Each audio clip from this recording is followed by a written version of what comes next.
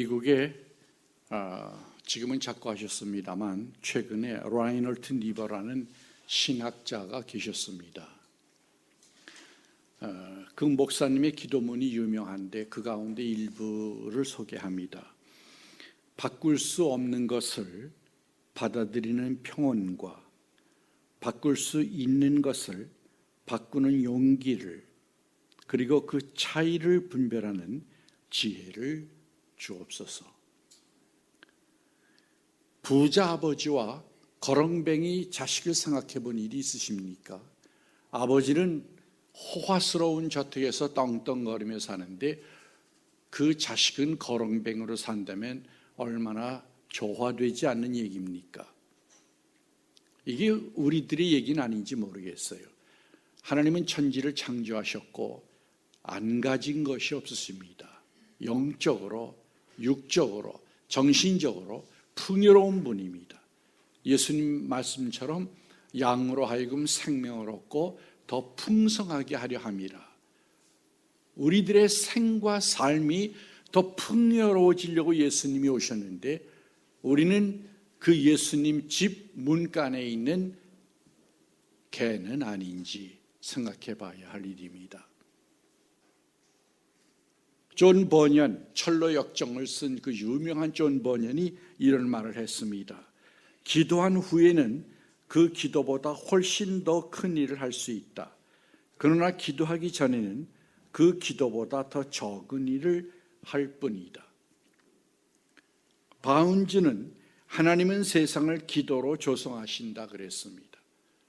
신이 있긴 있는데 아마 법칙대로 움직일 거라고 생각하는 사람들이 많이 있습니다.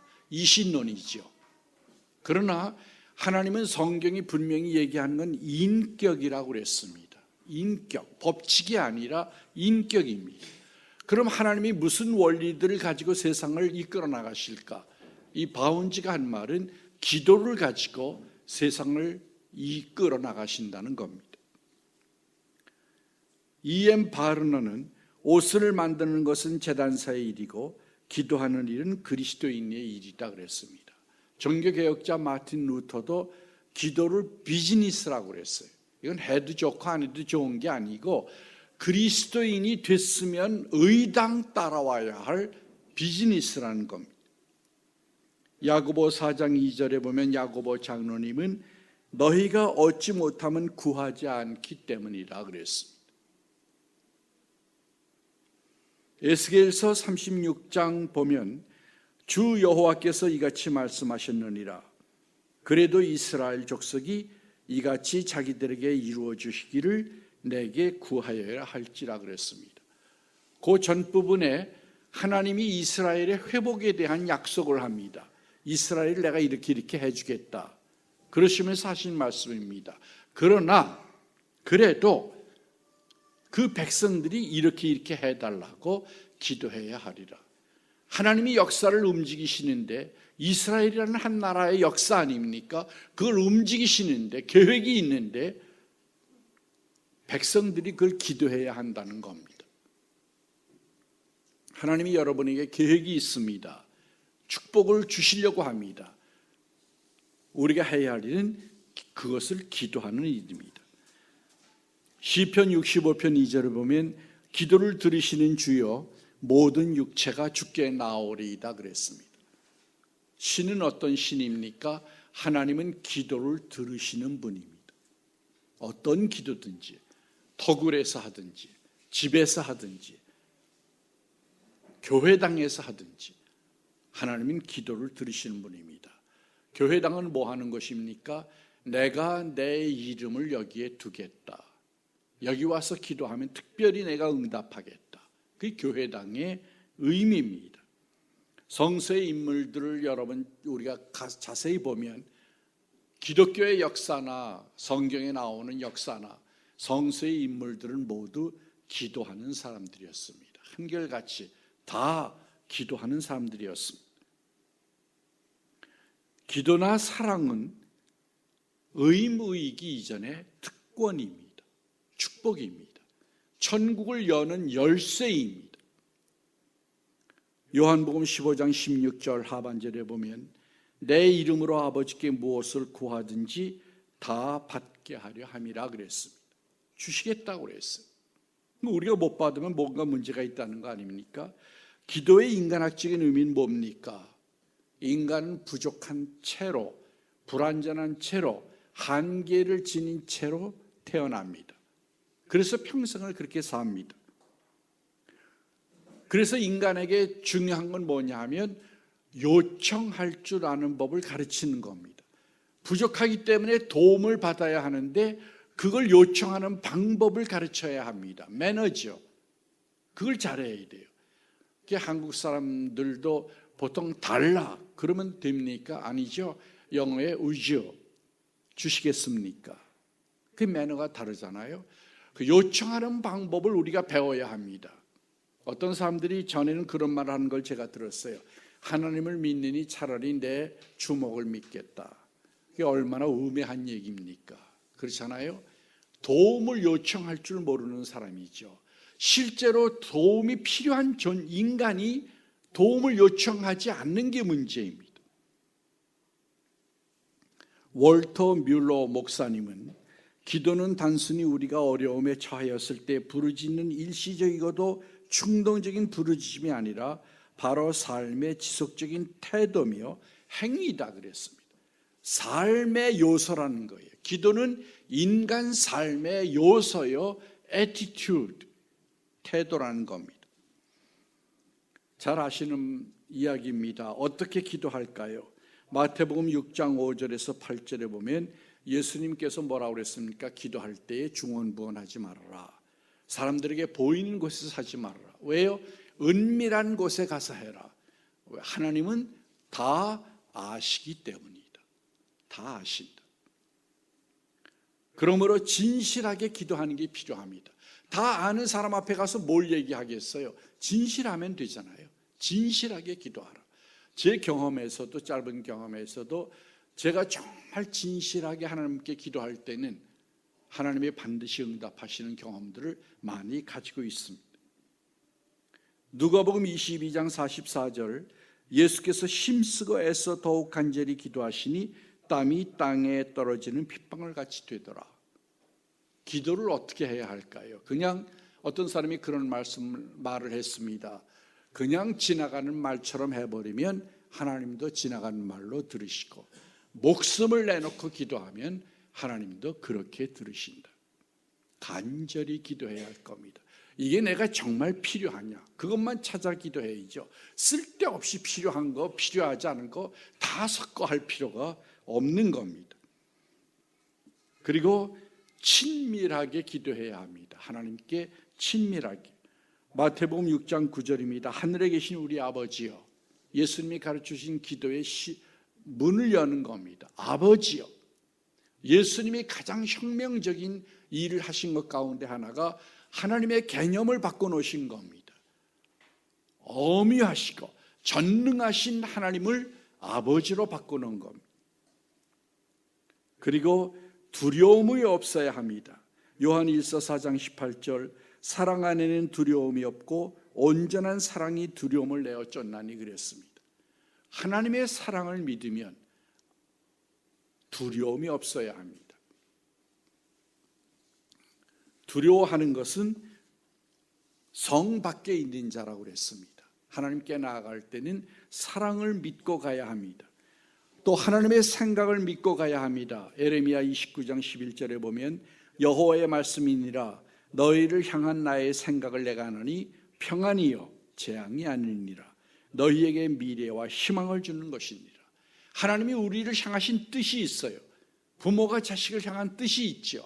하나님도 우리를 향한 뜻이 있는데 평안이요 미래요 희망이라는 겁니다. 그걸 주기 원하는 거예요. 그러니까 그런 하나님 앞에 친밀히 나아가야 합니다. 네 번째는 믿음으로 기도해야 할 것입니다. 히브리서 11장 6절, 믿음이 없이는 하나님을 기쁘시게 하지 못하나니 하나님께 나아가는 자는 반드시 그가 계신 것과 또한 그가 자기를 찾는 자들에게 상 주시는 이심을 믿어야 할지니라. 하나님이 엄하고 무서운 벌 주는 분으로 많이 각색되어 있잖아요. 그걸 버려야 돼요. 상을 주기 원하시는 거예요. 예수님 뭐라고 그러셨어요? 냉수 한 그릇이더라도 상을 잃지 않겠다. 하여튼 구실만 있으면 상을 주려고 하는 게 하나님이에요. 잘했다. 내가 이걸로 너를 복주마. 다섯 번째로 하나님 앞에 설득, 변명, 해명이 필요 없습니다. 왜요? 다 아시기 때문에. 많은 사람들이 자기 자신을 해명하고 변명하고 죄를 회개하는 대신에 설명하려고 애를 쓰지요. 필요 없는 일들입니다. 그건 중언부언하는 기도입니다. 여섯 번째로 완전하지 않아도 좋습니다. 하나님께 하는 말인데 완전하게 하려고 애를 쓰지 않아도 됩니다. 일곱 번째로 중요한 거죠. 요한복음 14장 13절 예수님의 이름으로 해야 합니다. 우리가 하나님께 나아갈 때에 어떤 자격으로 나아갑니까? 내 이름으로, 내 자격으로, 내 능력으로 나아가면 얼마나 용납받을 수 있을까요? 그러나 나를 위해서 희생하신 예수님의 이름으로 나아가면 하나님은 문을 여십니다. 너희가 내 이름으로 무엇을 구하든지 내가 행하리니 이는 아버지로 하여금 아들로 말미암아 영광을 받으시게 하려 함이라. 하나님의 응답에 대해서 생각해 보겠습니다. 첫째로 하나님은 응답하십니다. 다니엘서 9장 23절에 보면 이런 말씀이 있습니다. 곧 내가 기도를 시작할 즈음에 명령이 내렸으므로 이제 내게 알리러 왔느니라. 다니엘이 기도를 시작할 때 하나님이 가브리엘이라는 천사를 보내서 응답을 벌써 보낸 거예요. 그건 무슨 얘기입니까? 뭘 기도할지 끝나기도 전했는데 응답이 오는 거예요. 다 아신다 그 얘기예요. 마태복음 6장 8절 아까 인용한 말씀입니다. 에베소 3장 20절에 보면 우리가 구하는 것이라 생각하는 모든 것에 더 넘치도록 하시리에게 그랬습니다. 우리는 요만큼 기도하면 하나님은 더 넘치게 주신다는 거예요.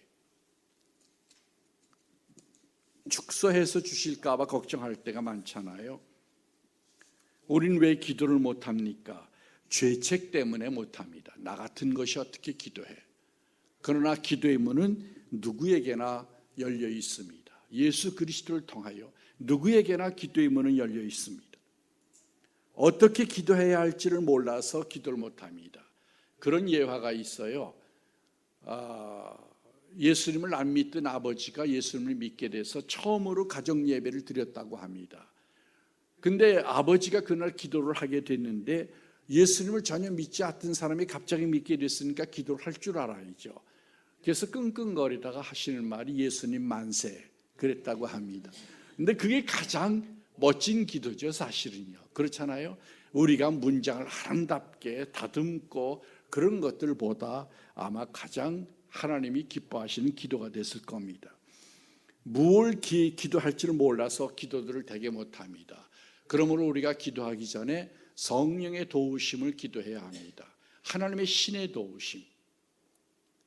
성령도 우리의 연약함을 아시나니 우리가 마땅히 빌 바를 알지 못하나 그가 말할 수 없는 탄식으로 우리를 위하여 간구하시니라 그랬어요. 나도 내 형편을 잘 몰라요. 애들 보세요. 더 중요한 걸 모르고 다른 걸 자꾸 생각하고 달라고 그러잖아요. 나도 내 형편을 몰라요. 그러나 나와 함께 계시는 성령을 내게 뭘 필요한 줄 아세요. 그래서 그 성령님이 매일 탄식으로 기도하는 거예요. 얼마나 든든합니까? 어떤 사람들은 들으실까 말까 해서 기도를 못합니다. 내 기도는 안 들을 거야.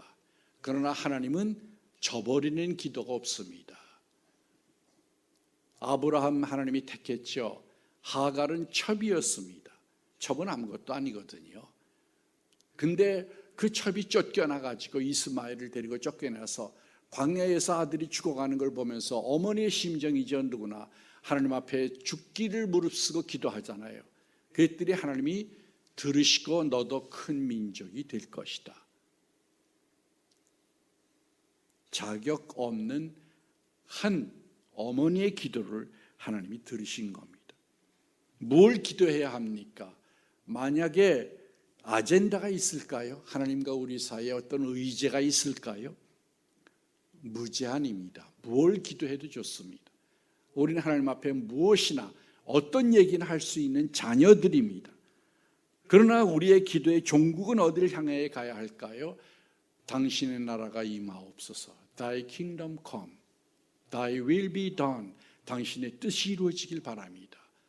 그게 성숙한 그리스도인들의 기도의 종착점일 겁니다. 기도의 최상의 목표는 뭡니까? 하나님과 일치하는 겁니다. 예수님이 겟세마네 동산에서의 기도는 가장 명확하게 기도의 모범을 보여주십니다. 예수님은 성령의 감동으로 아셨지요. 십자가를 져야 할 걸 아셨습니다. 예언자들이 대신 고난받아야 한다는 것도 알았고 하나님의 어린 양이라는 것도 아셨습니다. 희생돼야 한다는 걸 아셨습니다. 그러나 인간이셨기 때문에 힘드셨습니다.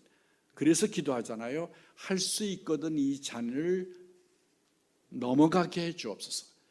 그러나 그 부분이 더 중요하죠. 그러나 내 뜻대로 마시고 아버지의 뜻대로 되길 원합니다.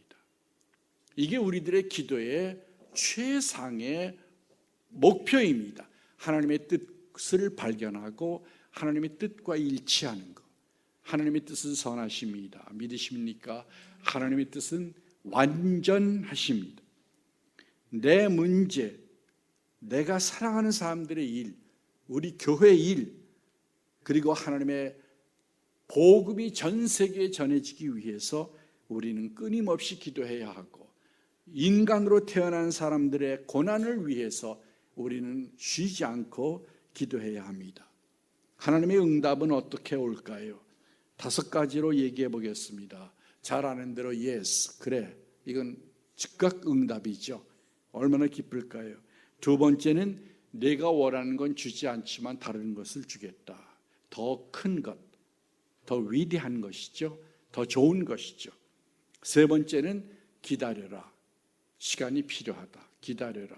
A가 만약에 자동차를 사달라고 묵인다고 하면 걔에겐 장난감 차는 줄 수 있어도 실제 차는 줄 수 없잖아요. 기다려야죠. 시간이 될 때까지. 그리고 No, 이건 대개의 경우 하나님이 그의 자녀들을 위해서 안 주시는 경우입니다. 그리고 마지막으로 침묵, 하나님이 침묵하시는 응답입니다. 이건 많은 사람들이 고뇌해 온 겁니다. 하나님이 왜 침묵하실까? 히틀러가 유태인들을 600만 명이나 죽일 때 하나님은 왜 침묵하셨을까? 역사의 수 없는 비조리들을 하나님은 왜 침묵하고 계실까? 이유는 우리는 모르죠. 우린 신이 아니니까 모릅니다. 그러나 분명히 역사 안에 한 법칙이 있죠. 정의가 결국은 승리하고 하나님의 법칙이 서게 된다는 겁니다. 그걸 봐서 우리는 하나님이 어떤 분인지, 하나님이 세상을 어떻게 움직이고 계시는지를 알게 됩니다. 기도의 강화, 기도를 어떻게 하면 능력 있게 할까? 이사야 58장 6절에서 9절을 보면 내가 기뻐하는 금식은 흉악의 결박을 풀어주며 멍에의 줄을 끌어주며 압제당하는 자를 자유하게 하며 모든 멍에를 꺾는 것이 아니겠느냐. 그리하면 내 빛이 새벽같이 비칠 것이며 내 치유가 급속할 것이며 내 공의가 내 앞에 행하고 내가 부를 때에는 나 여호와가 응답하겠고 내가 부르짖을 때에는 내가 여기 있다 하리라. 사는 거는 속된 말로 개차반으로 살면서 기도만 신비주의적으로 정성 들여 하면 그 기도가 응답되겠느냐, 그 얘기입니다. 그건 안 된다는 거죠. 어떤 사람이 그런 말을 했어요. 먼저 간절하고 진실한 삶을 살고 그리고 그 다음에 구해라. 순서가 바뀌면 안 된다는 겁니다. 하나님이 의인의 기도는 역사하는 힘이 많다고 그랬어요. 예수의 의를 가지고 예수를 닮아가는 사람들의 기도는 역사하는 힘이 있다는 겁니다. 아무렇게나 살아서는 안 되는 거죠. 최고의 응답은 뭡니까? 누가복음 11장 13절 하물며 너희 하늘에 계신 아버지께서 구하는 자에게 성령을 주시지 않겠느냐. 아까 에베소서에서 구하는 것에 더 좋은 것을 준다고 그랬죠. 더 큰 것. 그게 뭘까요? 우리가 구하는 목표를 향하다 보면은요, 하나님이 도중에 더 좋은 걸 주실 수도 있어요.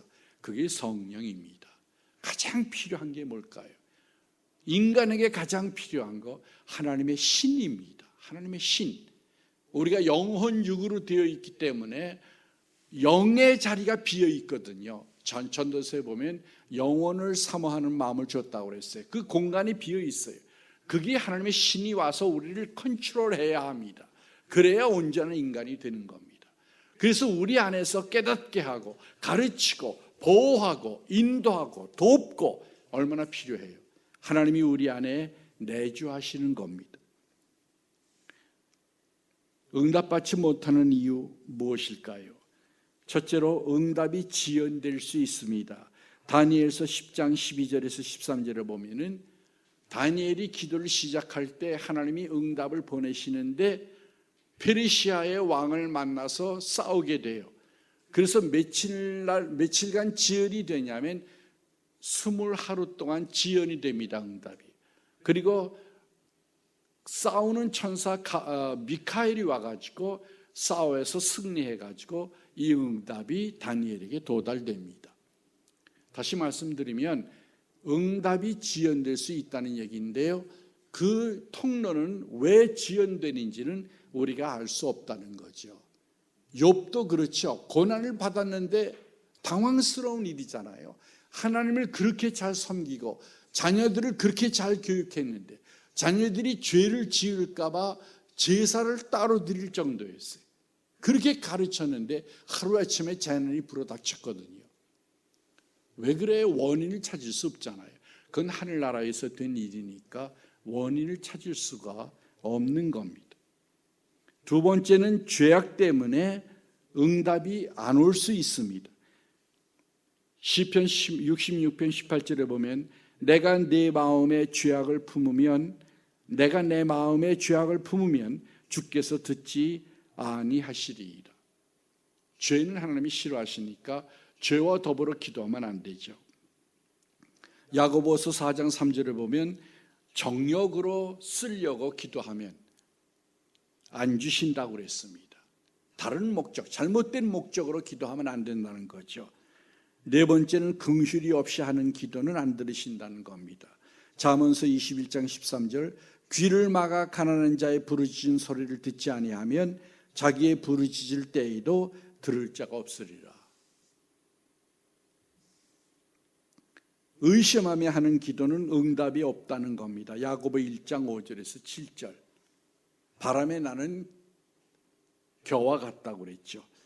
그 다음에 포기하는 기도, 이게 우리가 제일 많이 범하는 실수인데요, 인간은 약하거든요. 오래 지탱을 못해요. 이게 주의 집중력도 사람이 다 다르잖아요. 어린이들 설교를 5분 정도 하라고 그러죠. 5분에서 7분. 왜냐하면 집중력이 5분에서 7분밖에 안 되기 때문이에요. 그러니까 이게 다 다른데요, 인간이 버틸 수 있는 시간이 다 달라요.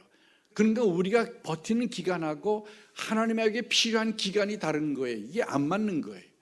그러니까 기도하다가 중간에 포기해버리는 거예요. 이게 가장 큰 문제입니다. 오늘 본문이죠. 항상 기도하고 낙심하지 말아야 될 것을 가르쳐서 주신 말씀입니다. 예수님의 믿음은요, 구하면 반드시 주인다는 거였어요. 아주 단순해요. 반드시 응답이 있다는 거였어요. 근데 우리는 그렇게 생각하지 않잖아요. 복잡하잖아요.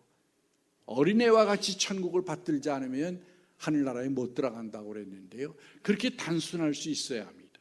예수님은 하나님과 하나였어요. 생각하는 것이 동일했고 의지하는 목표가 동일했어요. 갈등이 없었어요. 마지막으로 모든 기도는 하나님이 기억하신다는 걸 잊지 말아야 합니다. 우리가 어떻게 기도하든지 하나님은 그 기도를 기억하십니다. 기도에는 어떤 내용이 있을까요? 첫째는 감사의 기도입니다.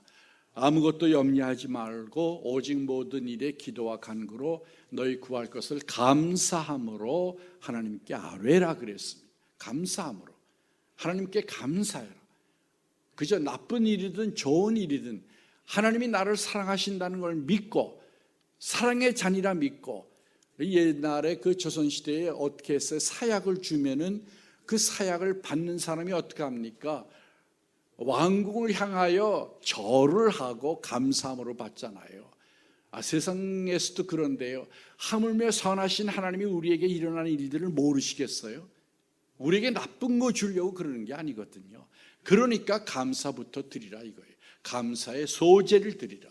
감사가 능력이 있는 겁니다. 엄청난 능력이 있는 기도예요. 우리는 간구가 능력이 있다고 생각하는데 그게 아니고요. 감사와 찬양이 능력이 있습니다. 두 번째는 회개하는 기도. 회개를 해야 합니다. 기도할 땐 요한일서 1장 9절 죄를 고백하면 저는 믿고 의라오사 우리 죄를 사하신다 그랬습니다. 죄를 고백해라. 세 번째는 간구입니다. 잘 아시는 거죠. 디모데전서 2장 1절에서 3절에 보면 기도의 네 가지 양태가 나옵니다. 여기에 아마 기도의 모든 모습이 다 들어있을 거예요. 데시스 요구, 프로시케 기도, 엔틱시스 애원, 유카리스티아 감사입니다. 기도의 모든 양태들인데요. 한마디로 하면 여기에 두 가지가 다릅니다. 요구는 요구인데 프로시케라고 하는 게 보통 기도라고 번역된 헬라어 원어인데요. 그건 하나님께만 드리는 요청이에요. 그러니까 우리가 사람들에게도 요청을 할 수 있잖아요. 그러나 하나님께만 가지고 나아가야 할 요청이 따로 있는 거예요.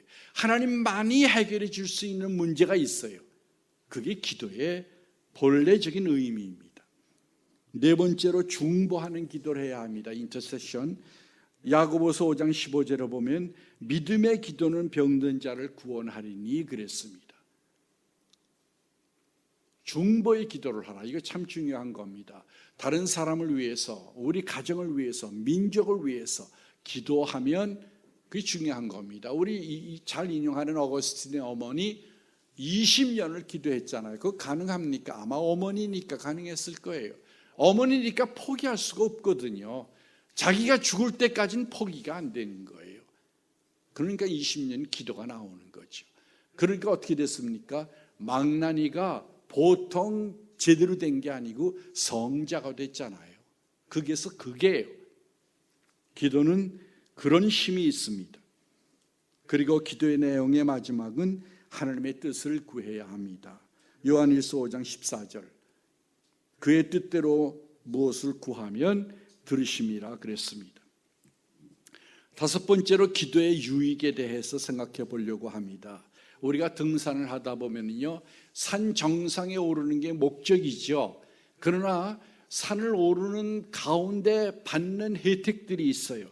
경치가 아름답다든가, 물소리가 음악 같은 그 소리를 듣는다든가, 공기가 맑다든가, 그리고 고요하고 평안함을 찾을 수 없는데 산에서 찾을 수 있다든가, 그리고 밑에서 세상을 보던 관점과 산 정상에서 세상을 보니 전혀 다른 세계라는 것, 이런 인사이트가 달라지죠.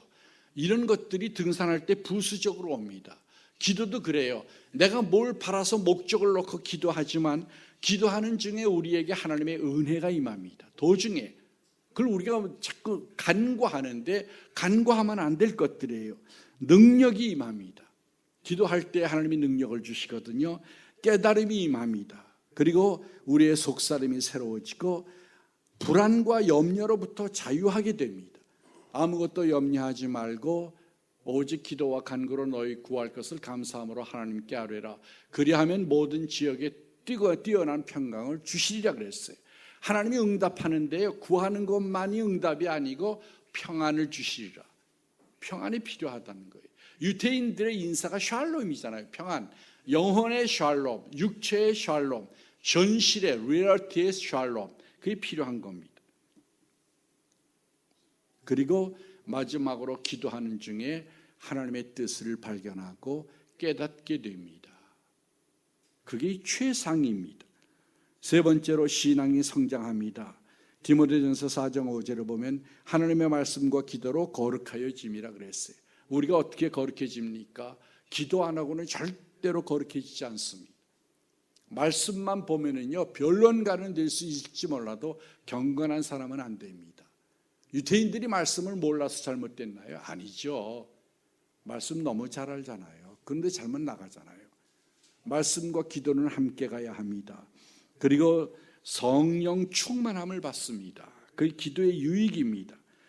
그리고 미래를 위해서 대비하게 됩니다. 깨어있는 사람들이 되고 대비하게 되고 심판이 오고 종말이 오고 어떤 일이 일어나도 기도한 사람은 준비가 되어 있는 사람입니다. 무기 없이 전쟁에 나가면 어떻겠어요? 망하잖아요. 그러나 기도를 항상 하는 사람은 두려울 것이 없습니다. 아무것도 어떤 상황에도 두려울 것이 없습니다. 오늘 기도에도 말씀하셨지만 역경 중에서도 평안을 가질 수 있습니다. 기도와 관련된 것들을 잠깐 살펴봅니다. 첫째, 하나님의 주권과 관계된 겁니다. 엘리야는 기도해서 3년 6개월 동안 비가 오지 않았습니다. 자연 법칙이 지배를 받을 수 있다는 거죠. 예수님은 마태복음 24장 20절에 마지막 환란이 겨울에 나지 않기를 기도하라고 그랬습니다. 안식일과 겨울에 나지 않기를 기도해라. 그 얘기는 뭐예요? 심판도 조정될 수 있다는 겁니다. 뭘로? 기도로. 기도가 그렇게 중요한 겁니다. 모세와 아브라함이 얘기 잘 아시죠? 아브라함이 소돔과 고모라가 멸망될 때에 나가서 중보 기도를 하잖아요. 50에서 의인 50에서 깎아 중보해서 10명까지 내려오죠. 그 중보 기도예요.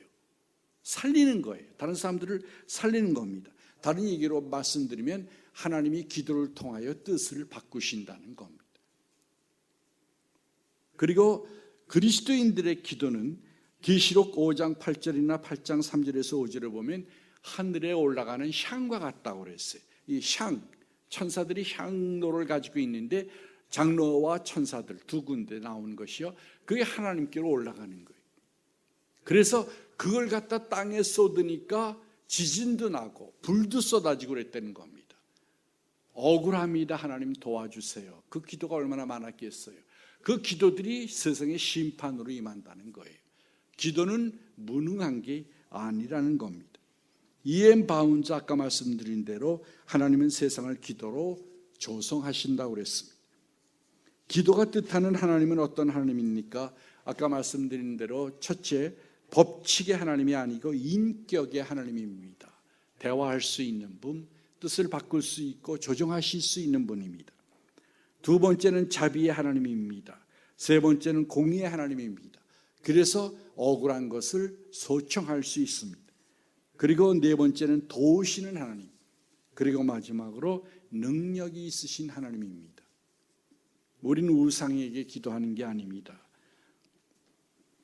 출애굽기 3장 7절에 보면 여호와께서 이르시되 내가 애굽에 있는 내 백성의 고통을 분명히 보고 그들이 그들의 감독자로 말미암아 부르짖음을 듣고 그 근심을 알고 보고 듣고 알고. 기도라는 게 뭘까요? 하나님이 우리가 기도하기 전에 이미 다 보고 듣고 아신다는 거예요. 그래서요, 기도는 말로 하는 기도가 있고 묵상으로 하는 기도가 있고 삶으로 하는 기도가 있습니다. 우리의 삶이 그대로 하나님 앞에 기도가 되는 거예요. 하나님이 다 아시는 거예요. 그래서 건져야 되겠다. 아버지니까요. 건져야 되겠다. 이렇게 나오시는 겁니다.